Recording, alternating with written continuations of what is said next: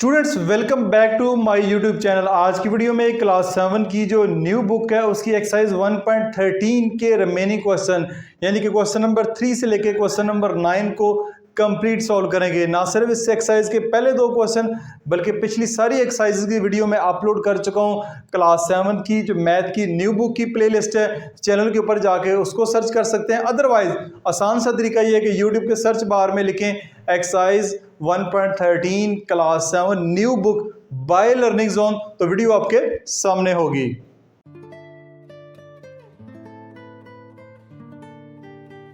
Question number three को समझने से पहले मैंने टाइप्स ऑफ प्रोपोर्शन है, डायरेक्ट प्रोपोर्शन, इनवर्स या इनडायरेक्ट प्रोपोर्शन के ऊपर एक छोटी सी वीडियो बनाई हुई है, उसको देख लें। वेरिएशन या प्रोपोर्शन की दो टाइप्स को अच्छे तरीके से समझ लें, फिर ये जो वर्ड स्टेटमेंट वाले क्वेश्चन है ज्यादा बेहतर तरीके से आपको समझ आएंगे। काइंड्स ऑफ प्रोपोर्शन, प्रोपोर्शन कितनी किस्म की होती हैं? प्रोपोर्शन हमारे पास दो तरह की होती हैं, एक डायरेक्ट प्रोपोर्शन है, एक जो है इनडायरेक्ट या इनवर्स प्रोपोर्शन है। सबसे पहले जो है हम डायरेक्ट प्रोपोर्शन को देख लेते हैं, बड़ी आसान सी है। Two quantities are said to be in direct proportion, दो क्वांटिटीज को हम कहेंगे कि वो डायरेक्ट प्रोपोर्शन में है अगर इफ इंक्रीज और decrease in one quantity caused the increase और decrease in other quantity in the same ratio. दोबारा देखें, किसी भी एक क्वांटिटी में अगर इंक्रीज हो रहा है या डिक्रीज हो रहा है उसी हिसाब से उस दूसरी क्वांटिटी में भी इंक्रीज या डिक्रीज होना चाहिए। यानी एक चीज़ बढ़ रही है दूसरी भी बढ़नी चाहिए, एक टर्म कम हो रही है दूसरी भी टर्म अगर कम होगी तो हम कहेंगे ये डायरेक्ट रेशो में है, डायरेक्ट प्रोपोर्शन में है।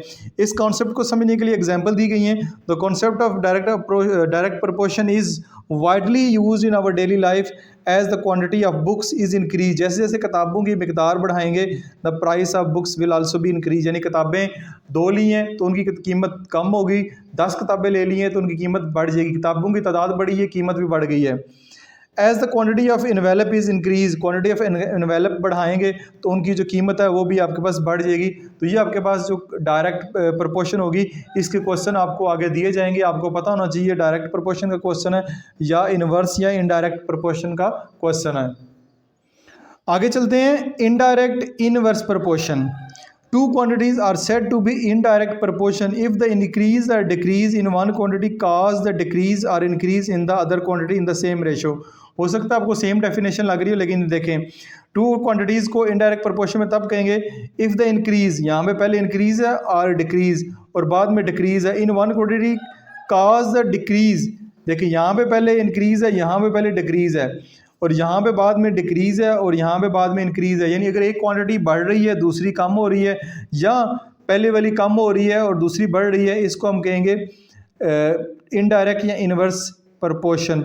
इसको समझने के लिए the concept is also widely use in our daily life. If the speed of the car increase, अगर गाड़ी की स्पीड बढ़ाएंगे then the travelling time will be decrease. यानी यहाँ से अगर आपको लाहौर जाने में 4 घंटे लगते हैं, गाड़ी की स्पीड बढ़ाएंगे, गाड़ी की स्पीड बढ़ा दी, इंक्रीज़ कर दी है तो टाइम जो है वो आपका कम लगेगा। If the number of worker increase, अगर नंबर ऑफ़ वर्कर किसी काम के लिए बढ़ा दिए गए हैं तो टाइम जो है वो कम हो जाएगा। Required to complete the same task, यानी ये आपके पास इनडायरेक्ट प्रोपोर्शन होगी। आगे जो क्वेश्चन है इसके यहाँ पे आपको दिए गए हैं, ये है आपके पास क्वेश्चन, ये वाले जो स्टेटमेंट वाले क्वेश्चन है, इन क्वेश्चन में जब तक आपको नहीं पता चलेगा कि ये डायरेक्ट वेरिएशन है या इनडायरेक्ट प्रोपोर्शन है या डायरेक्ट प्रोपोर्शन है, तब तक आप क्वेश्चन को अच्छे तरीके से सॉल्व नहीं कर पाएंगे। अच्छा जी, अब क्वेश्चन नंबर 3 की तरफ चलते हैं। क्वेश्चन नंबर 3 में हमें वो कह रहा है इफ 7 kg पोटाटोज कास्ट 140 रुपीज़, अगर 7 kg पोटाटोज 140 रुपीज़ के आते हैं, हाउ मच वी पे फॉर 12 kg पोटाटोज, तो 12 kg पोटाटोज के लिए कितने पैसे पे करेंगे? आपने क्वेश्चन को देखकर अंदाजा हो गया होगा कि डायरेक्ट प्रोपोर्शन का क्वेश्चन है। अगर नंबर ऑफ केजी बढ़ाएंगे यहाँ पे पोटाटोज के, जैसे कि यहाँ बढ़ गए हैं, तो इनकी जो प्राइस है वो भी बढ़ जाएगी। सॉल्व कैसे करेंगे? इसको सॉल्व करने के 2-3 मेथड हैं, उनमें से जो एक मेथड मैं करता हूँ, यहाँ पे आप लिख लें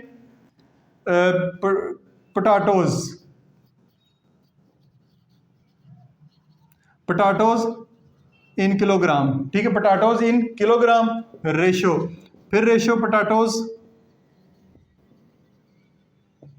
इन किलोग्राम, प्रोपोर्शन का साइन, फिर है प्राइस, कॉस्ट, यहाँ लिख लें कॉस्ट, फिर कॉस्ट।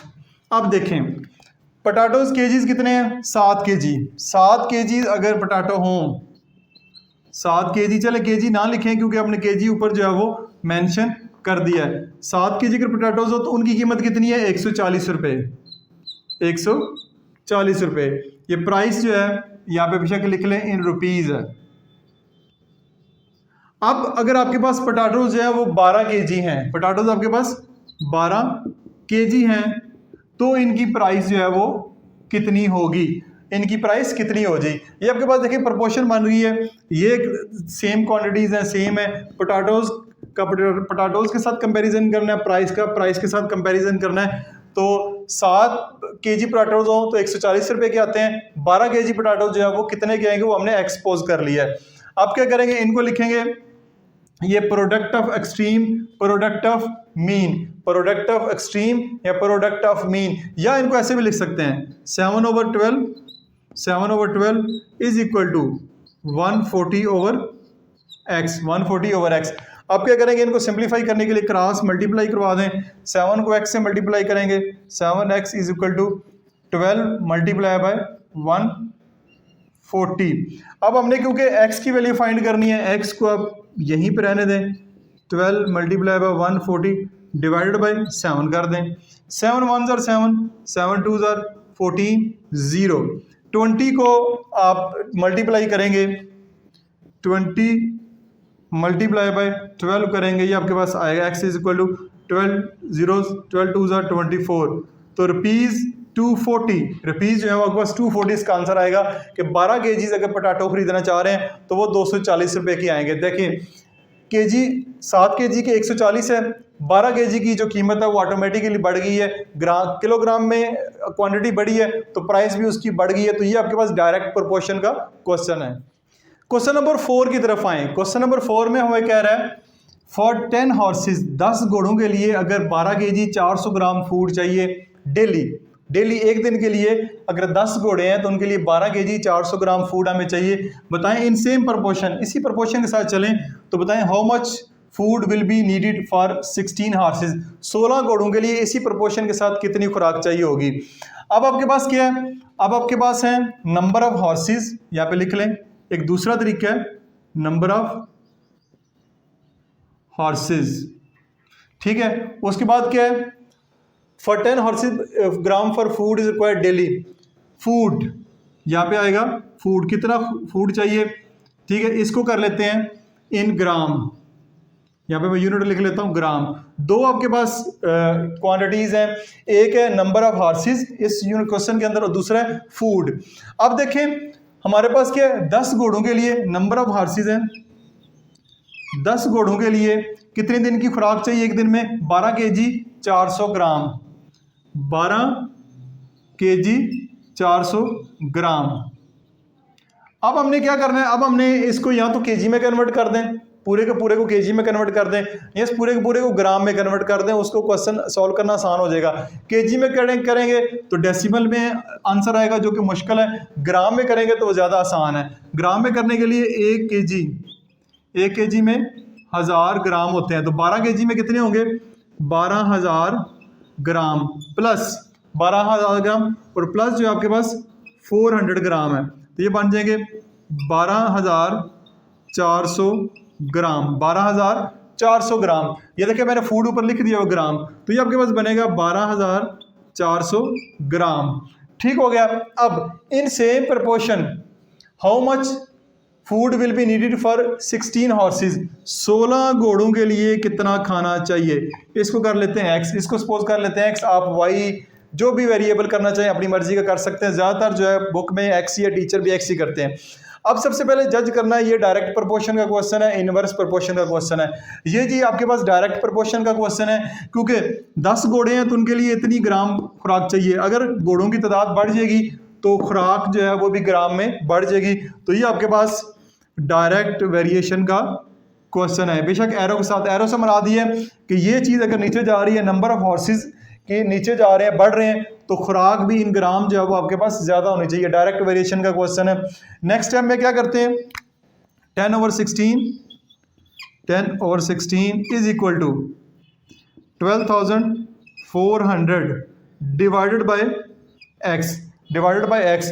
अब कराएं क्लास मल्टीप्लाई, क्रॉस मल्टीप्लिकेशन कराएंगे तो ये आपके पास आएगा 10x is equal to 16 multiply by 12,400। अब आपने क्या करना है, x की वैल्यू फाइंड करनी है, तो x इधर ही रहेगा आपके पास, जो 10 है इधर मल्टीप्लाई हो रहा है, इधर आके डिवाइड हो जाएगा। अब क्या करें, जीरो जो है वो जीरो से कैंसिल, नीचे 1 है उसकी खैर है। आगे चलते हैं, आगे हमारे पास है 16 मल्टीप्लाई बाय 1240, इसको कराते हैं मल्टीप्लाई करवाते हैं तो हमारा आंसर जो है वो आ जाएगा 16 मल्टीप्लाई बाय 1240, ये आ रहा है 198 ये आपके पास ग्राम, ये आपके पास क्या आ गया, ग्राम। लेकिन बुक के पीछे मैंने आंसर देखा, आंसर जो है इस शेप में है, केजी में भी है और साथ उसके ग्राम में मेंशन है। तो सिंपल सी बात है कि इसको हम जो है वो कर देते हैं डिवाइड 1000 के ऊपर, 1000 के ऊपर डिवाइड करेंगे तो ये आपके पास आएगा x is equal to 90 kg, ये 19 kg 840 ग्राम, 90 kg 840 ग्राम चाहिए। यहाँ तक भी आंसर ठीक है, कोई मसला नहीं। चले बुक के पीछे जो है लास्ट के ऊपर ये आंसर दिया हुआ है 19 kg 840 ग्राम खुराक चाहिए 16 घोड़ों के लिए। देख सकते हैं घोड़ों की तादाद बढ़ी है तो खुराक जो है वो भी बढ़ गई है। अब हम चलते हैं क्वेश्चन नंबर 5 की तरफ। क्वेश्चन नंबर 5 में वो हमें कह रहा है the cost of 16 quintals of bean is 40,400, यानी कि बीन बेसिकली बीज को कहते हैं। अगर आपके पास 16 क्विंटल बीज हो तो उनकी कीमत 40,400 रुपये है। क्विंटल जो है किलोग्राम से भी अगली यूनिट है, बड़ी यूनिट है, इसको छोड़ दें। ये 16 क्विंटल कितना होता है, बस इतना याद रखें, 16 क्विंटल जो बीज है उसकी कीमत 40,400 रुपये है। तो बताएं कि 4 क्विंटल जो है उनकी प्राइस कितनी होगी। तो डायरेक्ट वेरिएशन का क्वेश्चन है, 16 क्विंटल्स की कीमत ये है, तो अगर क्विंटल्स कम हो गए हैं तो कीमत भी आपके पास कम हो जाएगी। डायरेक्ट वेरिएशन का क्वेश्चन है, यहां पे लिख लेते हैं क्विंटल्स बीन, रेशो है कॉस्ट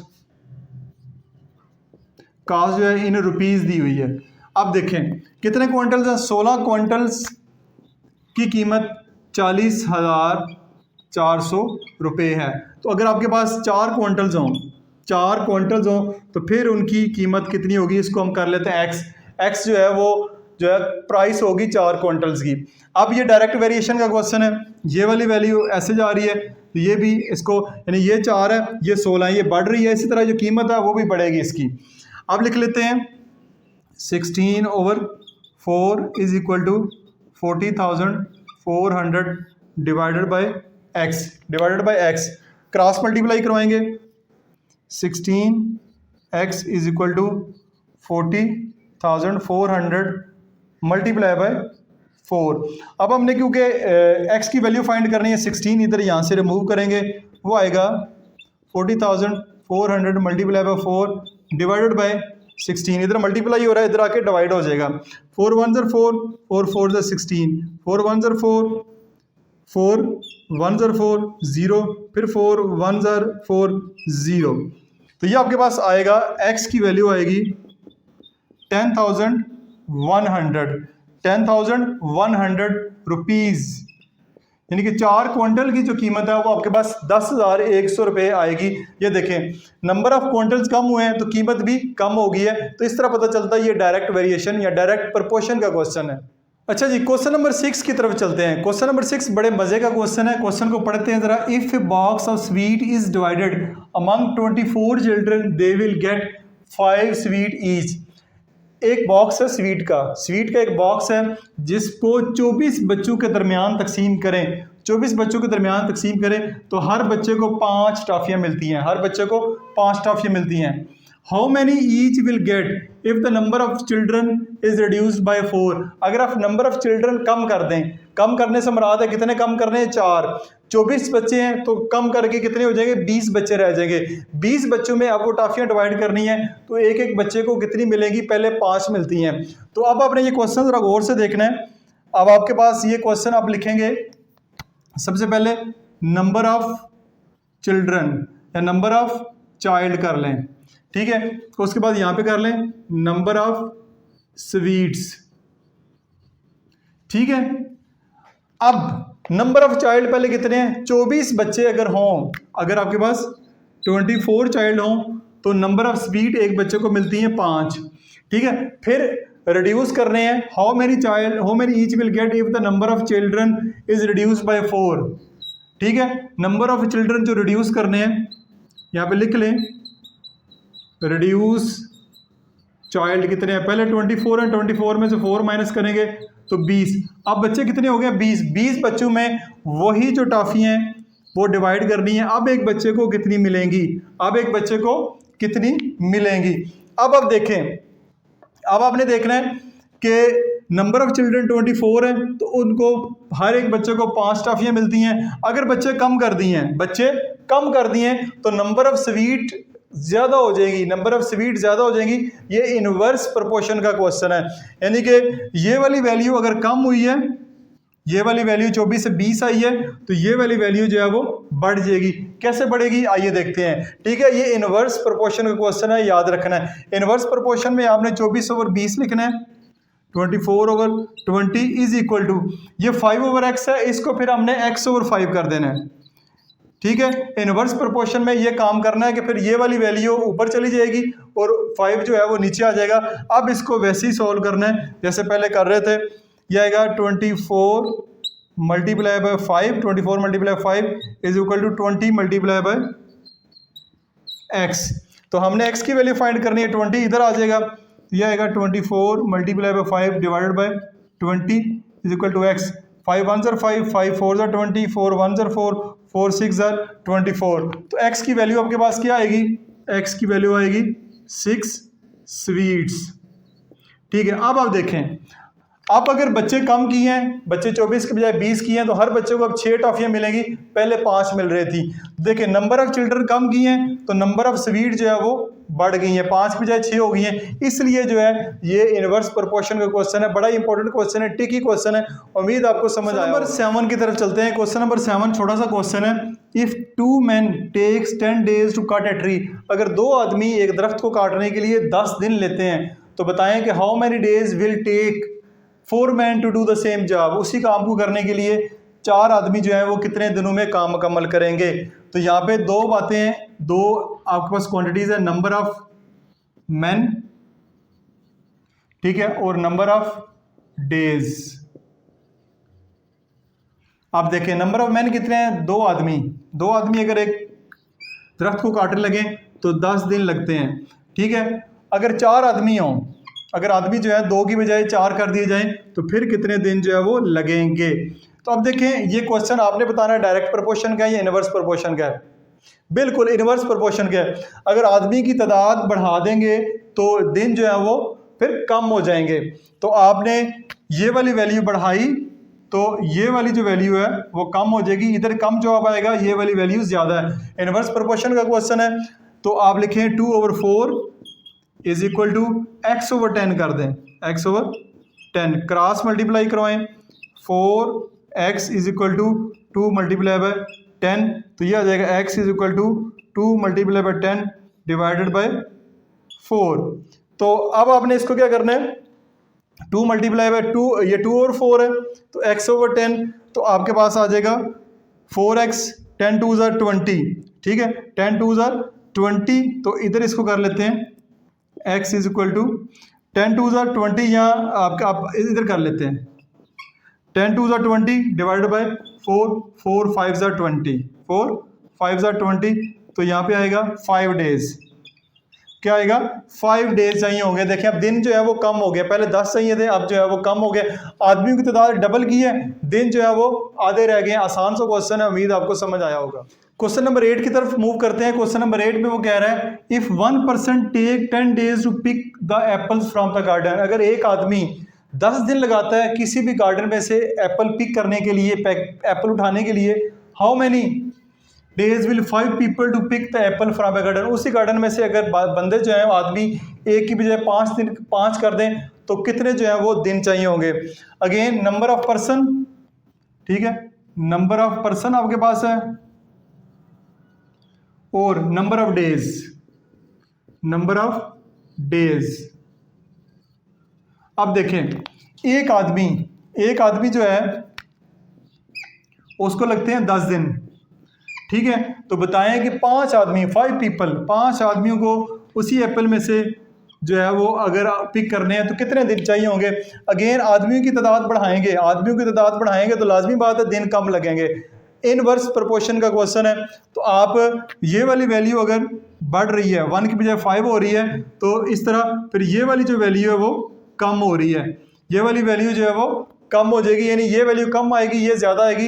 इनवर्स प्रोपोर्शन का क्वेश्चन है, तो आप लिखेंगे 1/5 इज इक्वल टू 10/x है, तो इसको आप x/10 कर दें, क्रॉस मल्टीप्लाई करवाएंगे तो ये आपके पास आएगा 5x is equal to 1 multiply by 10, तो x जो है वो इधर ही रहेगा 1 मल्टीप्लाई बाय 10 डिवाइडेड बाय 5 2 ज़ा 10 2 1 ज़ा 2, तो x इज इक्वल टू क्या आएगा 2 डेज।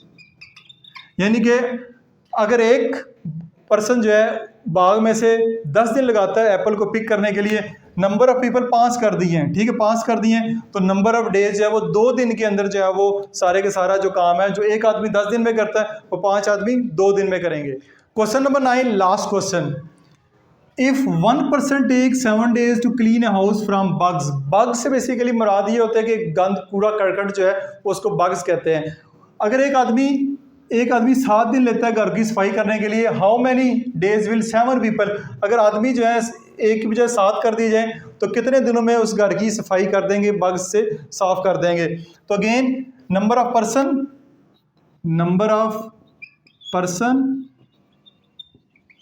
और नंबर ऑफ डेज। अब देखिए जी, नंबर ऑफ अगर एक आदमी हो तो 7 दिन लगते हैं, और अगर आप 7 आदमी कर दें तो दिन जो है वो कितने लगेंगे। आदमी जो है वो 7 कर दें, दिन कितने लगेंगे।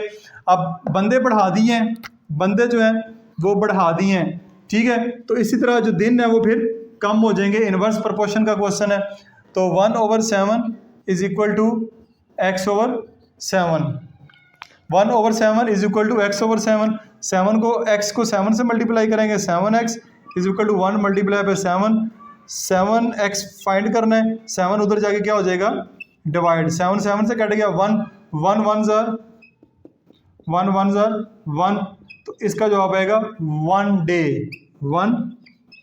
डे। यानी कि एक आदमी 7 दिन में काम मुकम्मल करता है घर की सफाई, बंदे 7 कर दिए हैं, तो जो दिन है वो फिर एक दिन में वो काम हो जाएगा। इसी के साथ ही आपकी एक्सरसाइज जो है 1.13 आज हमने कंप्लीट कर ली है। ना सिर्फ एक्सरसाइज कंप्लीट की है बल्कि रेशो प्रोपोर्शन वाला जो टॉपिक है वो भी हमारा कंप्लीट हो चुका है। उम्मीद है कि आप मेरी वीडियोस को एंजॉय कर रहे होंगे।